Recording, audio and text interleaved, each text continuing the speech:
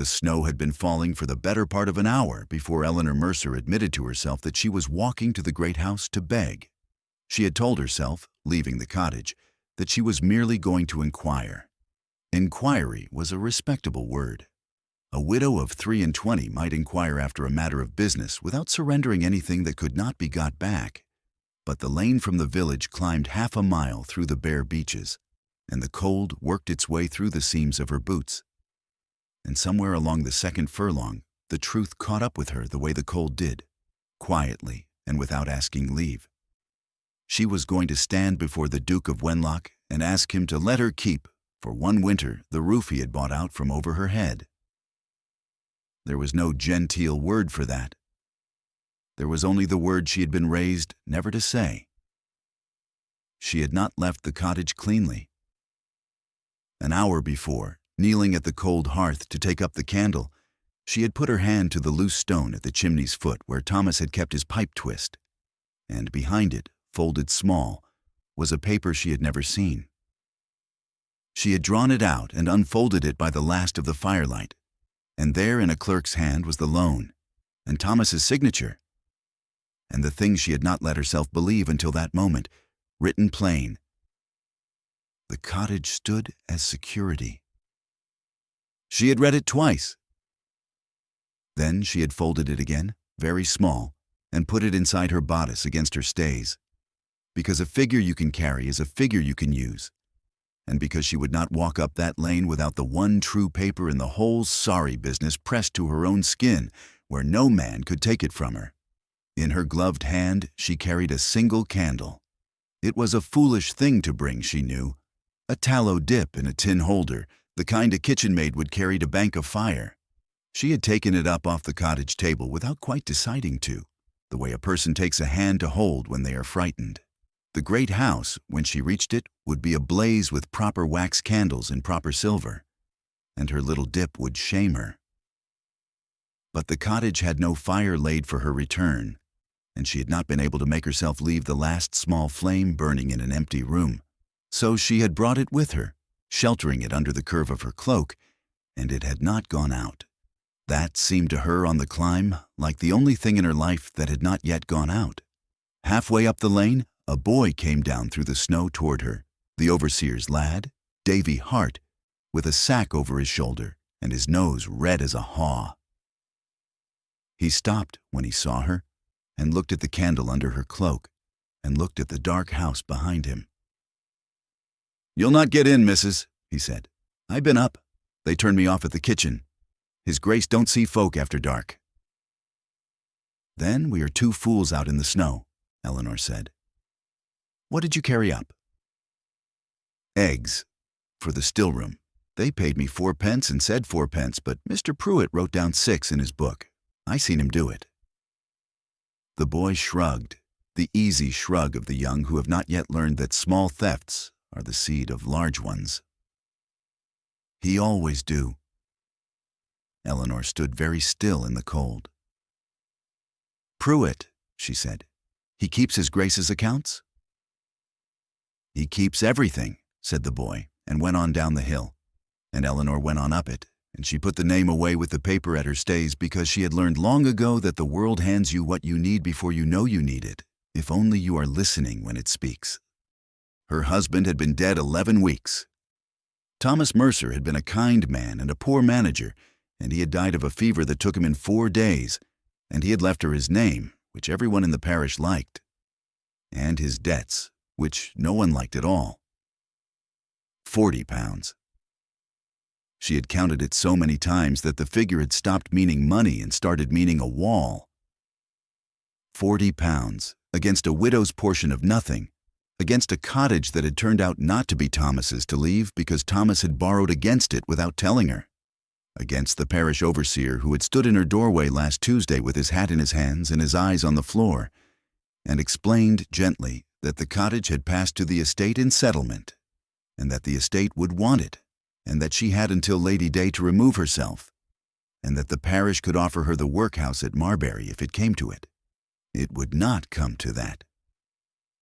She had decided on the cold floor of the cottage that night that whatever it came to, it would not come to that. So she walked. The great house showed its lights through the trees long before she reached the avenue, and every window of it seemed to her a small accusation of warmth. She had been inside it precisely twice in her life, both times as a girl, both times in the steward's parlor, and not the rooms where the family lived. She did not knock at the great door. A woman in her boots did not knock at the great door. She went round, along the swept gravel that someone had swept even in the falling snow, to the side entrance. And there, a footman with a powdered head looked at her snow-wet cloak and her chapped hands and the absurd little candle, and his face did the thing she had been dreading, the small closing of a door behind the eyes. "His Grace is not receiving," he said. "I have not come to be received," Eleanor said. "I have come on a matter of the estate, concerning the cottage at Lowfield, and I will wait in the cold as long as you like. But I would be obliged if you would carry word that the widow Mercer is here and that she will not go away." It was the not going away that did it. She watched the footman weigh it. A widow who would go away was a small problem that solved itself. A widow who would stand in the snow until she froze on the step was a different kind of problem, the kind that became a story in the village, the kind a great house did not want told of it. He shut the door, not in her face, but to keep the heat in, and was gone some minutes, and she stood with the candle under her cloak and watched her breath and did not let herself shiver where anyone could see. When the door opened again, it was not the footman. The Duke of Wenlock was younger than she had expected, and plainer dressed, which surprised her more. She had built him, in 11 weeks of dreading him, into a creature of brocade and disdain. The man in the doorway wore a dark coat with no ornament to speak of, his cravat tied without flourish, his black hair cut close and untidied as though he had been running a hand through it. He was tall, and his jaw was strong, and his eyes were a brown so dark they seemed almost to take the lamplight in rather than give it back. He looked at her the way a man looks at an account he has been told does not balance and means to find out why. "You are letting the snow in," he said. "Come in out of it before you make a corpse of yourself on my step, which would be a great deal of paperwork." It was so far from what she had braced for that she nearly laughed, and the nearly laughing frightened her more than disdain would have, because it meant something in her had relaxed, and she could not afford to relax. She stepped over the threshold into a stone passage warm with kitchen heat, and the Duke shut the door behind her, and she stood dripping on his flags with her candle still cupped in her hand like a sin she had not confessed. "You may put that out," he said, looking at it. "I keep rather better light than that." "I would rather not," Eleanor said. "It is mine." He regarded her for a moment, and something moved at the corner of his mouth that was not quite a smile. "As you like," he said. "It is, I find, the only thing most people are certain of, what is theirs. Come through. I will not conduct estate business in a passage like a poacher." He took her not to a grand drawing room, but to a small book-lined study with a good fire, and he did not sit until she had, which she noticed, and which she filed away, because she filed everything away. It was the one talent her marriage had left intact. She set her candle on the edge of his desk, where it burned small and yellow beside his branched silver. And she folded her chapped hands in her lap, and she told him, plainly and without weeping, that she had come about the cottage at Lowfield, that she knew it was now his, that she had nowhere to go and no money to go there with, and that she had come to ask whether he would suffer her to remain in it through the winter. Until Lady Day, until she could find a situation, and that she would pay what she could, which was, set down in plain figures, almost nothing. "Almost nothing," the Duke repeated. £40 is owing on my late husband's debts," Eleanor said. "I have 11 shillings. I tell you the figures because you will respect them more than tears, and because I keep accounts honestly, which is more than can be said for some who have kept yours." She had not meant to say the last of it. It came out of her of its own accord, the way the candle had come up off the table, and she saw it land. The Duke went very still. "Some who have kept mine," he said. "You will explain that?" "I will not," said Eleanor, "until I know whether I am to sleep under a roof tonight, because I find I cannot spend what little courage I have on a confidence that may buy me nothing." For a long moment, he said nothing at all. The fire spoke. Her small candle bent in some draught and stood up again. And then the Duke of Wenlock leaned back in his chair and looked at her with an expression she could not read, and said the thing that changed the shape of her winter. "I am going to make you an offer," he said, "and you are going to think it an insult, and then you are going to think about it, and I would be obliged if you would do the thinking before the insult, because the insult is the cheaper of the two, and you cannot by your own account afford it. Will you hear me?" "I am a widow standing in the snow," Eleanor said. "I will hear anything that is not the road to Marbury."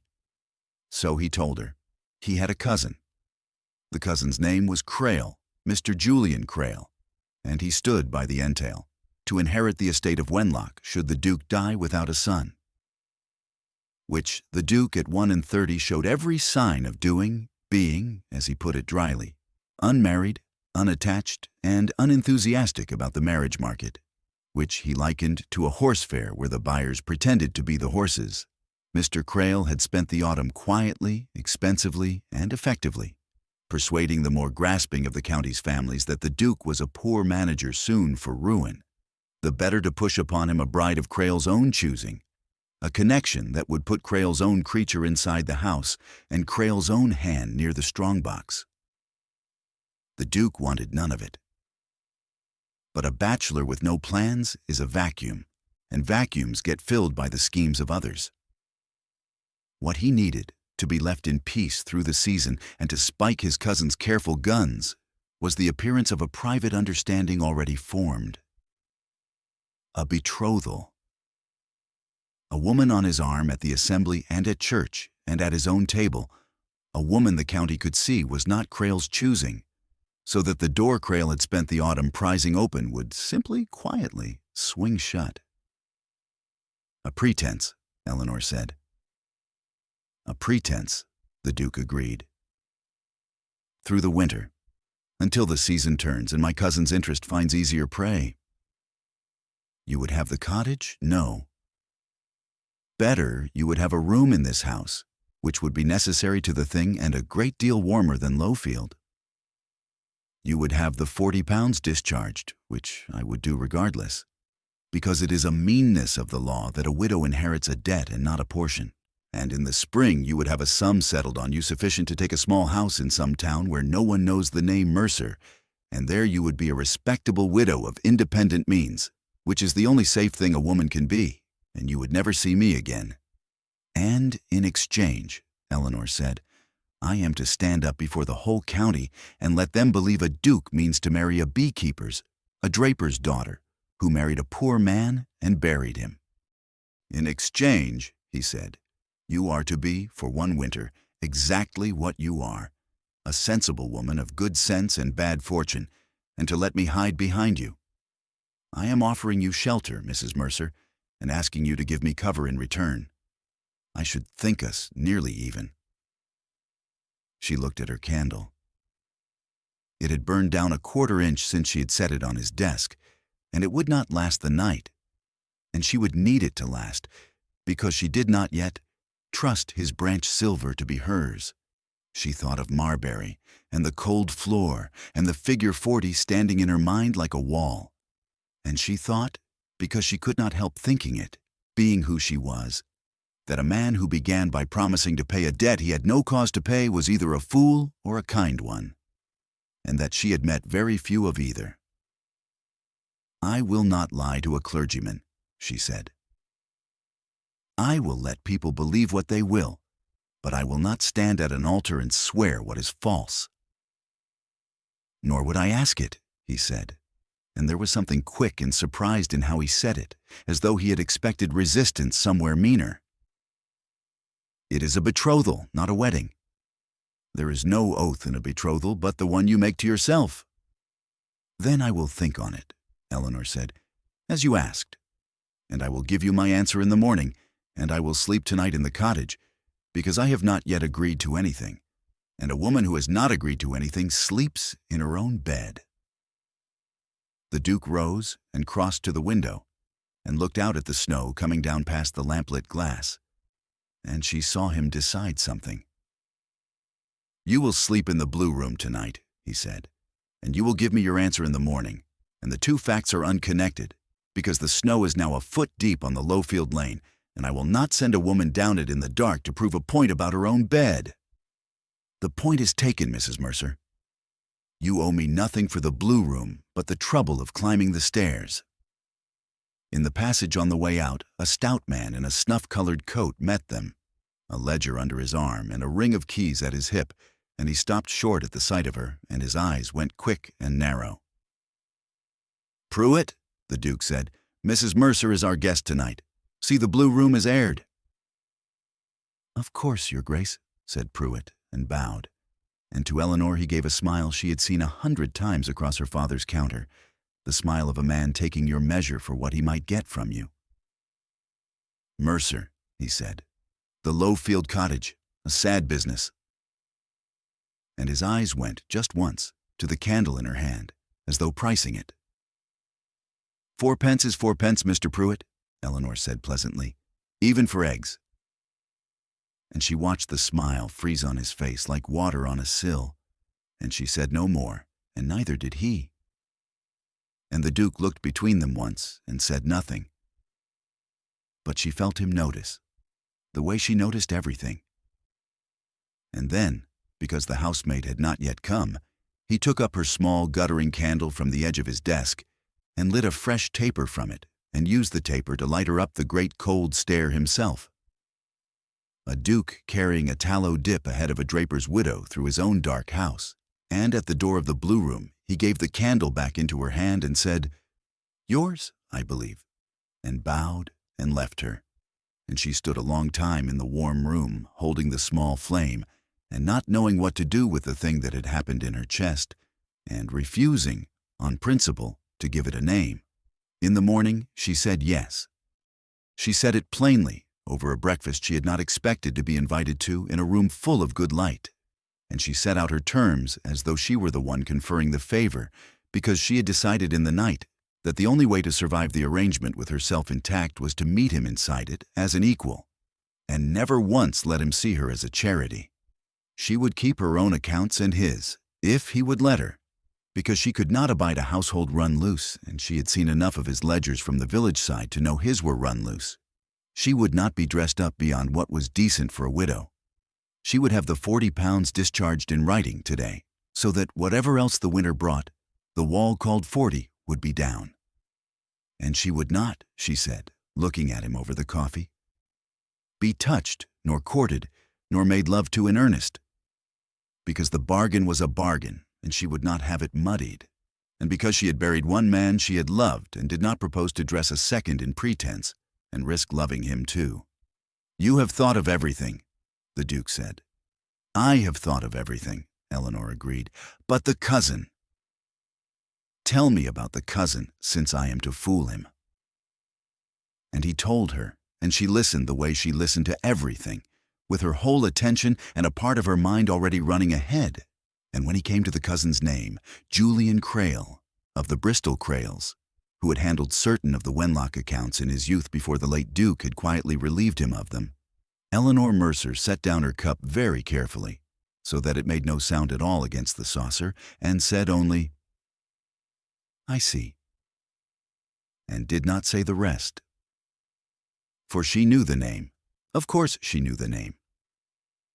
Her father had been the draper at Marbury, and the draper at Marbury supplied the great houses, and the great houses paid late and in arrears and through agents, and one of those agents, 11 years gone, when Eleanor was a girl of 12, who kept her father's books because her father's eyes had begun to fail, had been a smooth young man named Crail, who brought the Wenlock orders and settled the Wenlock sums, and who had, she had noticed even then, a habit of paying her father somewhat less than the great house had plainly been charged, the difference vanishing somewhere between the silver and the draper's till.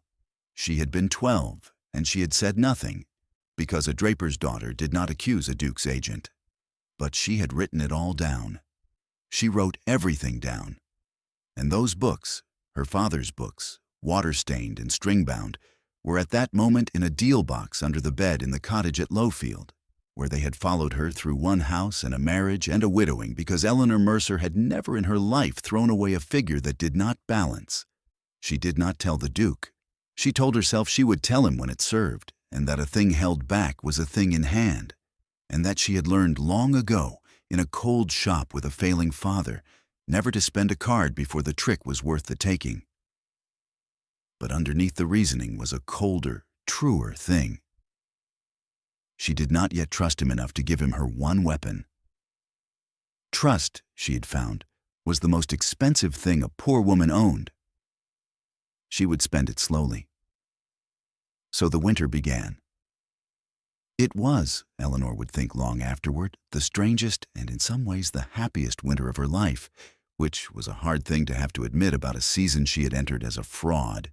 The pretense asked little enough of her in public, a hand on his arm, a place at his table, a calm face under the county stairs, and rather more of her in private, where the two of them, thrown together by the lie, kept discovering with a kind of rueful surprise that they liked one another.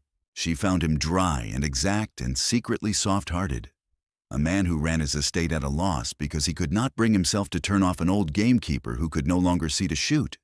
He found her, he told her once, and immediately looked as though he wished he had not, restful, which was, he said, the rarest quality he knew in a person, and the one no one valued until they had it. She took his accounts in hand, as she had warned him she would, and within a fortnight had found the leaks. The coals charged twice.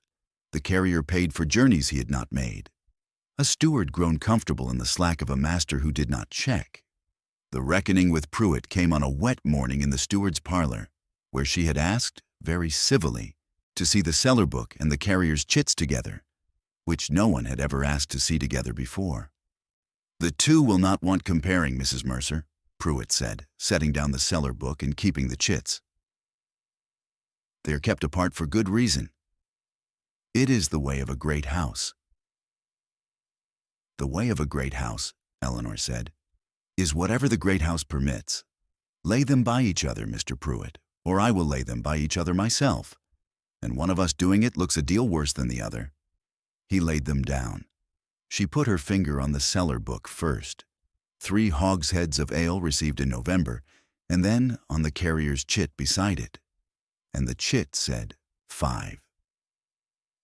"Here is 2 more hogsheads paid for than ever came down the cellar steps," she said. And here, the same week, the carrier billed for a journey to Marbury on the Tuesday. And here in the day book, the carrier's horse is set down lame and stabled on the Tuesday.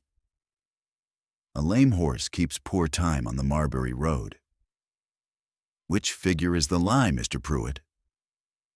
You may choose. I have no preference. I only want the one that is true. Pruitt's face had gone the gray of old tallow. "These are small sums, missus," he said. "Pickings, every steward in the county." "Then every steward in the county keeps a master who does not read," said Eleanor. "His Grace reads now.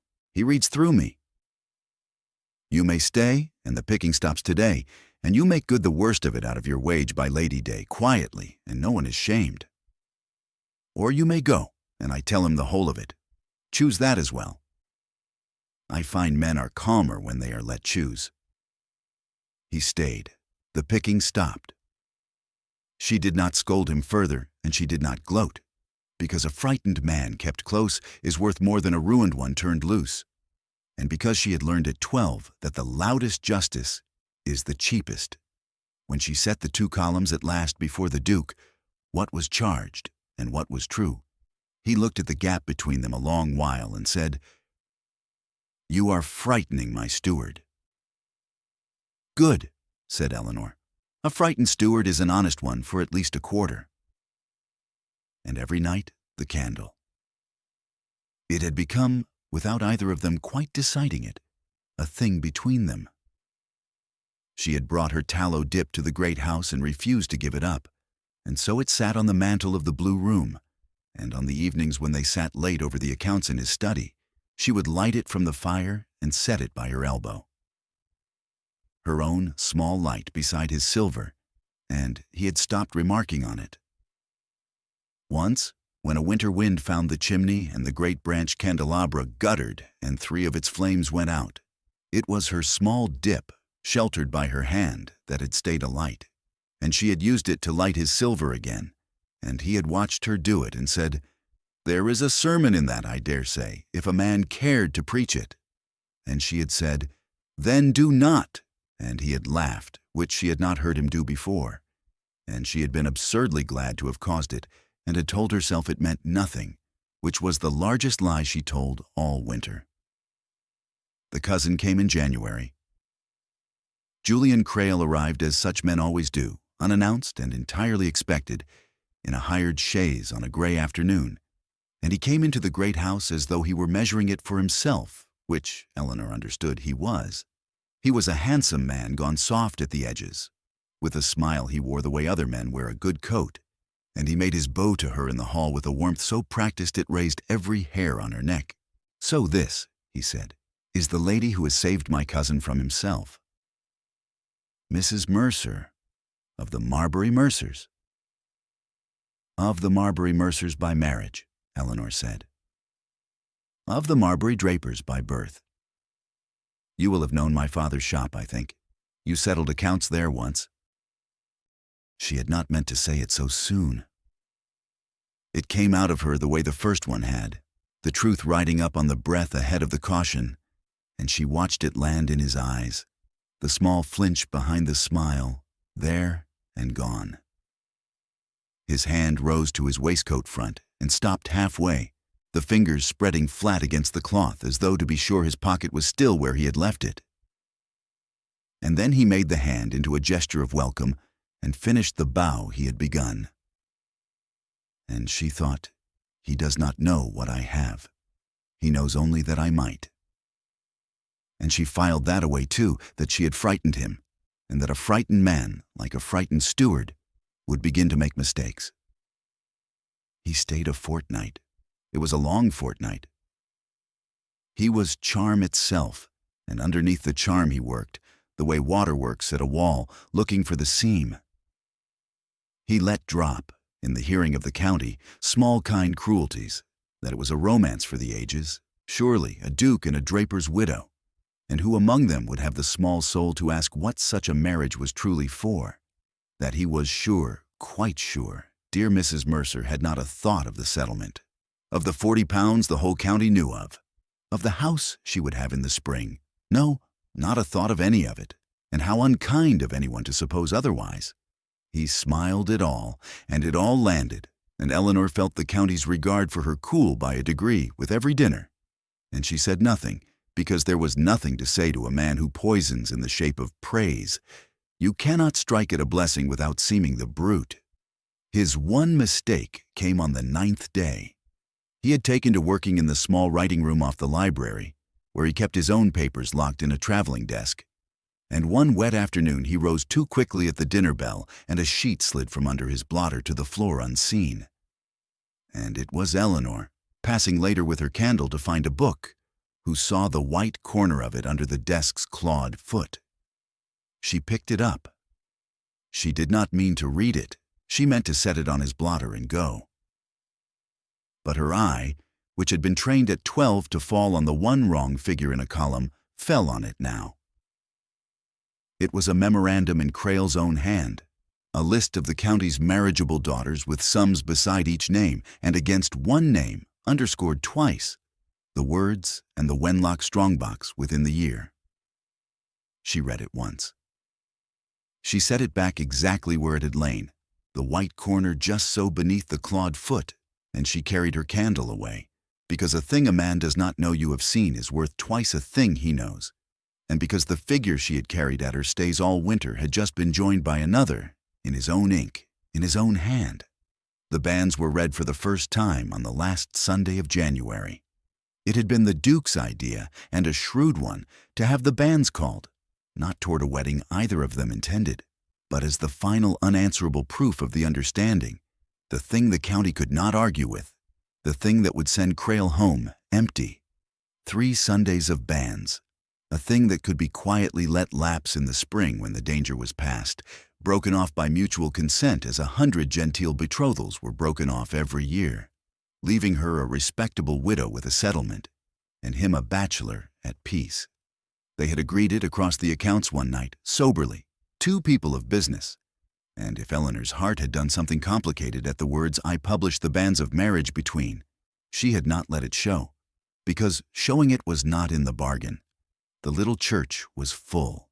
It was always full when there was a duke to be looked at, and fuller now for the draper's widow on his arm. And Julian Crail sat in the second pew with his soft, handsome face arranged in an expression of tender family joy. And Eleanor, standing where the parson bade her, felt the whole cold weight of the parish's curiosity settle on the back of her neck, and kept her chin level under it. The parson read the banns. He published the marriage between His Grace the Duke of Wenlock and Eleanor Mercer, widow of this parish, and he asked, as he was bound to ask, whether any present new cause or just impediment why these two should not be joined, and he paused, as parsons pause, expecting nothing, and Julian Crail rose to his feet. A murmur went through the church like wind through standing corn. The parson, flustered, half raised a hand. And Crail, with the perfect ease of a man who has rehearsed his sincerity before a glass, turned not to the parson, but to the whole assembled parish, and spread his hands, and spoke in a voice pitched warm and carrying and grieved. "Forgive me," he said. "Forgive me, good people. I rise not in objection but in love. I know I shall be thought unkind, and I would sooner cut off my hand than wound my cousin, whom I have loved since we were boys. But I have a duty, and the duty is to you, his people, who will live under this house long after this season's fancy is forgotten. We are none of us children. We none of us truly wonder, do we, what a duke can want with a draper's widow that he could not have had for the asking, and without the trouble of a ring? What such a woman, with her debts and her empty hands, can want with a duke? I ask only that you go into this with open eyes. I ask only that no one here be deceived. I love them too well to let them be married in a fog of charity and need, and call it by the holy name of love." He sat. He had timed it beautifully.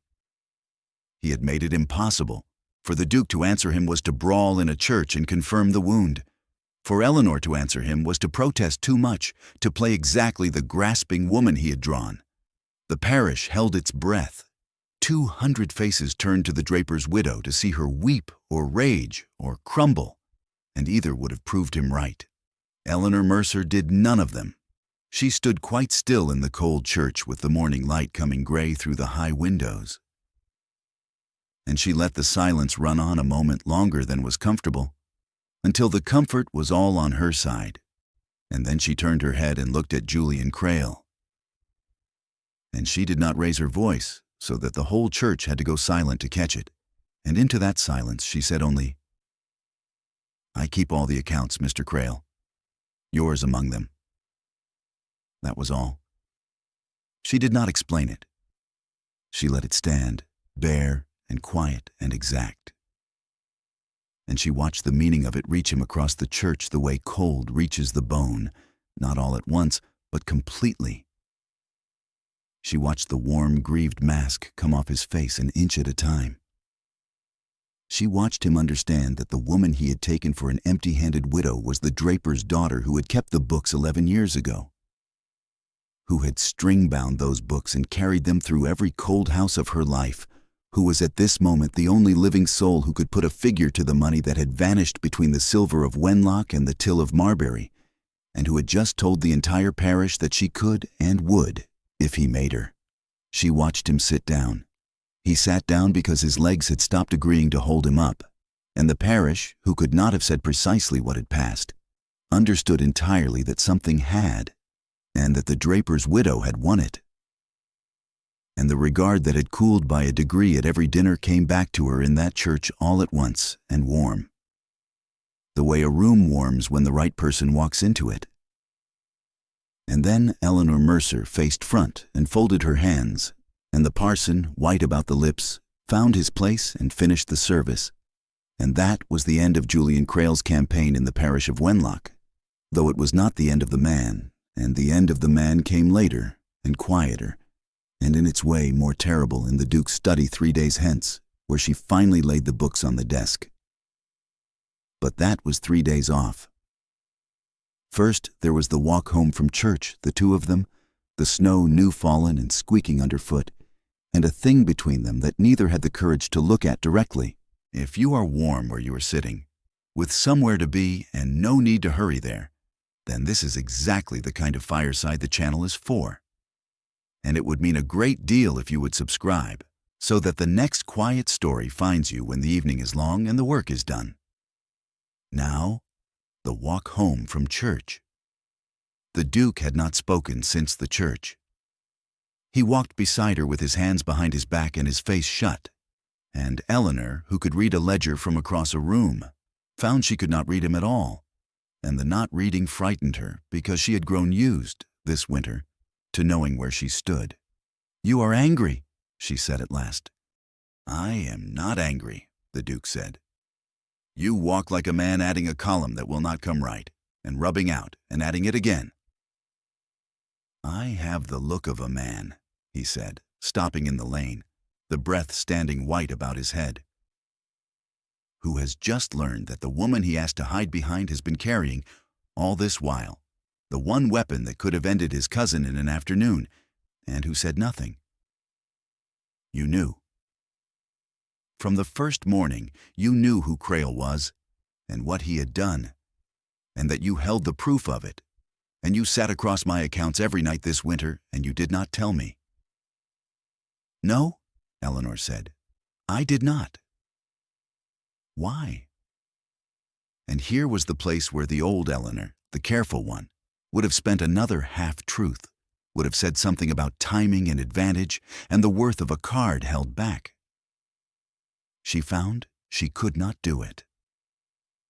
The cold church had burned something out of her, some last reserve of caution, and what came up in its place was only the truth, plain as the figure 40. "Because it was the one thing I had," she said. "I came to you with 11 shillings and a debt and a candle, and you took the debt, and you gave me the room, and you were kind to me, and kindness, Your Grace, is the thing a poor woman learns to fear most, because it is so often the first move in a longer game. I had been handled gently before. My husband was gentle. The overseer was gentle. The world is full of gentle men who are sorry, so sorry, while they put you out in the snow. I did not know in November that you were not one of them. I knew only that you were powerful and that I was nothing, and a woman who is nothing keeps one thing back, always, so that she is not entirely at the mercy of the man who is being kind to her. The books were mine. They were the only thing in the world that was wholly mine and could not be bought or burned or borrowed against without my leave. So I kept them. I am sorry. But I am not, I find, sorry enough to say I would have done otherwise." The Duke looked at her for a long moment in the cold lane. "And now?" he said. "And now I have stood up in your cousin's church and shown him the edge of the thing in front of the whole parish, which I would not have done if I did not mean to put it in your hands. I'm giving you the books, Your Grace. I decided it in the church, watching you not be able to defend me. You could not strike at him without confirming him, and you stood there and took the wound rather than do me the smaller injury of brawling over me. A man who will take a wound to spare a woman, her dignity, is not a gentle man playing a longer game. He's only a good one. I have met very few. I find I trust you. It is the most reckless thing I have done since I walked up your lane, and I have decided to do it anyway." She had not, in all that, given the feeling its name, and she did not now. She let it stand in the cold between them, undescribed, the way she had let the line stand in the church. And the Duke of Wenlock, who was a clever man, understood that the not naming was itself the whole of what she had to give, and that to ask her to name it would be to ask for more than the bargain, and that he wanted very badly to ask, and would not. "Then we had better go and read them," he said. They read them 3 days later, when she had sent to Lowfield for the deal box, and the box had come up through the snow on the carrier's cart, water-stained and string-bound, and they spread her father's books open on the Duke's desk in the light of the fire and the light of her one small candle. And they followed the figures back 11 years, the great house's orders and the draper's charges, and the long, thin shadow of the difference, item by item, in a girl's careful hand, until the whole of Julian Crale's old theft stood up off the page as plain as a confession. It was not a great sum, as such sums go. It was the kind of sum a man takes when he is young and thinks no one is keeping count. But it was theft against the late Duke's estate, by a man who handled the estate's accounts in a position of trust. And it was written down, and it was dated, and it was witnessed by a draper now dead. And it was enough, more than enough, to end Julian Crale's standing in the county forever and to send him very quietly abroad rather than answer for it, which was, in the end, exactly what it did. And there was the other paper, too. When the figures were laid bare, she drew from her bodice the sheet she had carried up the lane that first snowbound night, Thomas's loan against the cottage, and laid it beside the books. And then she drew from her sleeve a second thing she had not shown him, a copy she had made, in her own hand, of the memorandum she had read under Crale's clawed desk foot, the list of daughters and the sums, and the underscored line about the strongbox within the year. "I will not perjure myself as to the original," she said, "for it is his, not mine, and I put it back where it lay. But I made this from memory the same night, and dated it, and I will swear to the making. It will not hang him. It will frighten him. And a man already frightened of the books will not care to learn the wife keeps copies." The Duke read it and looked at her and said, "You made a copy from one reading." "I read it once," she said. "I read everything once." The Duke did not send the books to a magistrate. Eleanor had thought he would, and found she was glad when he did not. Instead, he sent for his cousin, and the two of them were shut up in the study an hour, and what passed between them Eleanor never asked, and the Duke never said. But Julian Crale left Wenlock that same evening in the same hired chaise he had come in, and did not say goodbye, and was, within the month, settled at some distance on the continent on an allowance that was generous enough to be called kindness, and small enough to be called a sentence. And the county understood that the Romance for the Ages had survived an attack upon it, and was the stronger for it, which was, Eleanor reflected, very nearly the truth, only inside out. "You let him keep his name," she said when it was done. "I let him keep his name," the Duke agreed, "because the alternative was to drag the late Duke's accounts through a public court and make the whole county a present of our family's shame, and because a man who is afraid for the rest of his life is punished quite as thoroughly as one who is hanged, and rather more cheaply. Also," and here he looked at her with the dry warmth she had come to watch for, "because you would have thought me a brute if I had hanged my own cousin, and I find, to my considerable inconvenience, that I have begun to mind a great deal what you think of me." Eleanor looked at her candle. It had burned low this winter, the little tallow dip. She had bought tallow in the village to feed it, refusing the wax, keeping the one small light that was hers among all his silver. There was perhaps an inch of it left. "That is not in the bargain," she said. "No," the Duke said, "it is not. The bargain was through the winter, and the winter is ending, and the banns have been read twice, and there is a third Sunday yet to come. And after the third Sunday, the thing is either let lapse, as we agreed, in the spring, by mutual consent, leaving you a respectable widow with a house in a town where no one knows your name, or it is not let lapse." He came round the desk and stood before her, and he did not touch her because she had asked him not to, and she saw what it cost him not to. "I am not a man for speeches, Mrs. Mercer. I will make you only one, and then I will leave off, and you may say what you like, and whatever you say I will abide by it, because I will not be one more gentleman who does not hear a woman's no. So, here it is.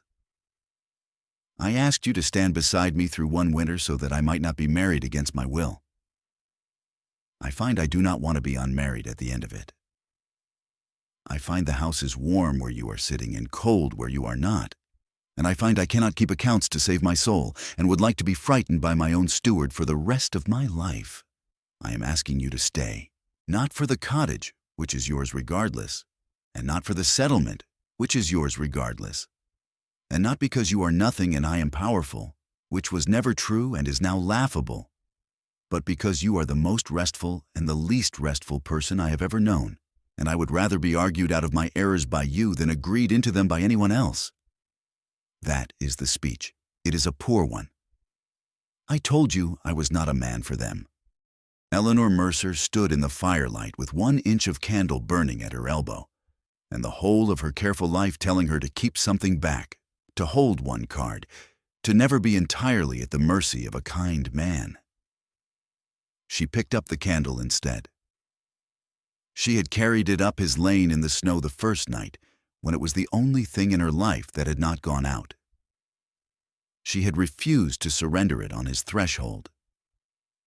She had set it night after night beside his silver, and let it be small, and let it be hers, and let it stay alight when the grand lights failed. And now she took it up, the last inch of it, and she held it out to him across the gap between them, the way you hand a person a thing you are certain of, and she said, "It is nearly out. Light a fresh one from it before it goes. I should not like to be the one who let it die after carrying it all this way." The Duke took the candle from her hand. Their fingers met around the warm tin of the holder, and neither moved to part them. And he understood, because he was a clever man, and because she had at last let him, that she was not talking about the candle, and that this was her yes, given in the only language she had left after a life that had taught her to mistrust the plainer ones. And he lit a fresh taper from the dying flame, and the new light caught and steadied and grew.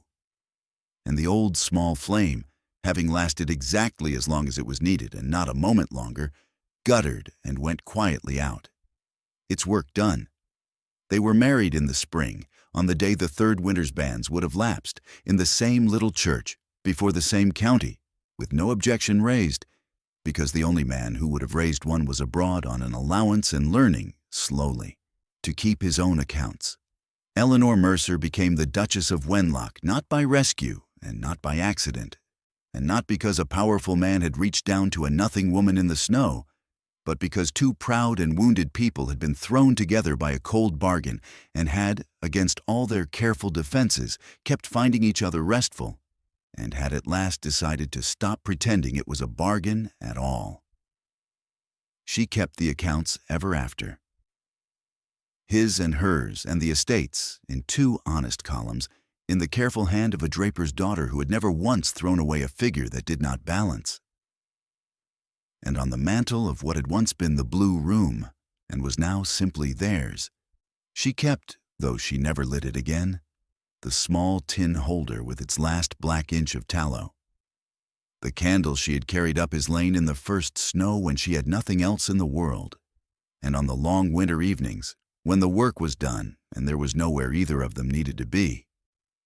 The Duke would sometimes look at it on the mantel and look at her across the warm room and say nothing at all, which was, by then, the most either of them needed to say.